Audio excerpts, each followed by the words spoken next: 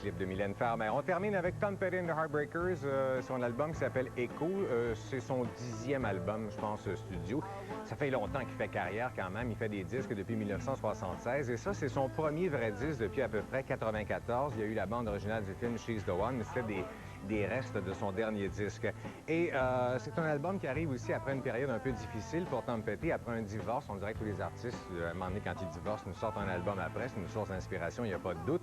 C'est un disque aussi qu'il a fait avec son groupe en studio parce que son album précédent, c'était vraiment un peu en solo. Donc, il est revenu avec son groupe, ils sont assis en studio, puis ils ont fait l'album. Et je ne veux pas dire que je frétillais à l'idée d'entendre un nouveau disque de Tom Petty. Moi, ça m'excite à peu près autant qu'un nouveau Bob Dylan, à peu près, même si c'est des figures légendaires de la musique américaine. Et il faut pas vraiment aimer les surprises si vous voulez entendre le nouveau Tom Petty. Il faut vraiment être maniaque de Tom Petty, et même plus, parce que c'est pas ses meilleures compositions là-dessus. Je pense que ses fans vont l'acheter, puis ça va s'arrêter là. Réalisation très sobre de Rick Rubin, comme à peu près toutes ses réalisations, quand même propre.